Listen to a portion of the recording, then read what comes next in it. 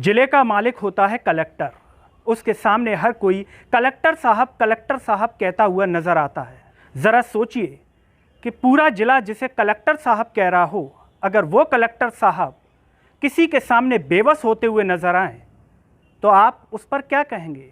और जिसके सामने वो बेबस हो रहे हों वो कोई और नहीं बल्कि पटवारी हो तो फिर उस पर आप क्या कहेंगे, क्योंकि इस समय मध्य प्रदेश में चर्चा है तो पटवारियों की। नमस्कार, मैं हूं गिरिराज शर्मा। बात 2012 की है। मध्य प्रदेश के दो बड़े जिले होते हैं इंदौर और भोपाल।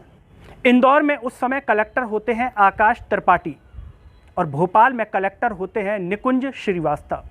उस समय पटवारियों को लेकर के बात होती है, क्योंकि इन दोनों ही बड़े जिलों में कई पटवारी कई सालों से नौकरी कर रहे थे, उनका ट्रांसफ़र नहीं हुआ। ऐसे में इंदौर कलेक्टर आकाश त्रिपाठी, जो कि उस समय बड़े चर्चा में थे, बड़ा नाम थे, अच्छा काम कर रहे थे, और भोपाल के निकुंज श्रीवास्तव एक आदेश जारी करते हैं पटवारियों के ट्रांसफ़र को लेकर के।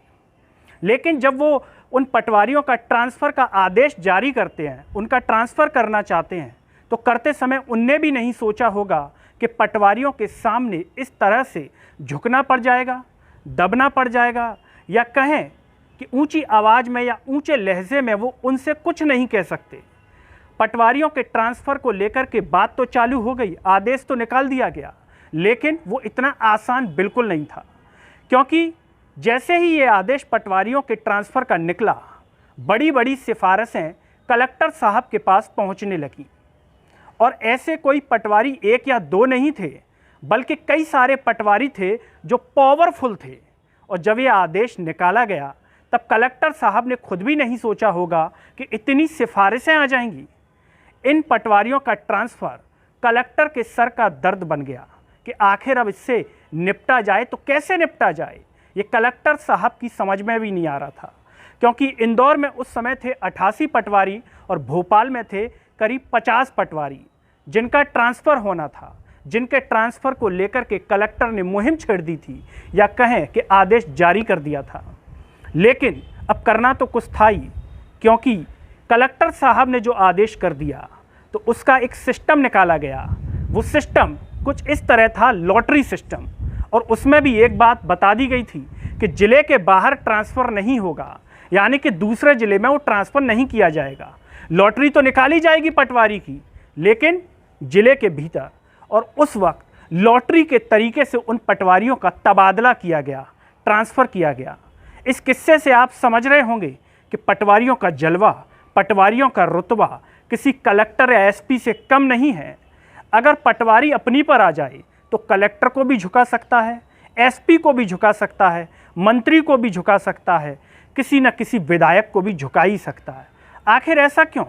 पटवारी इतना पावरफुल क्यों है, जबकि इसका पद किसी पुलिस विभाग के कांस्टेबल के बराबर है। राजस्व विभाग की अगर हम बात कर लें तो पटवारी एक पुलिस कांस्टेबल के बराबर होता है।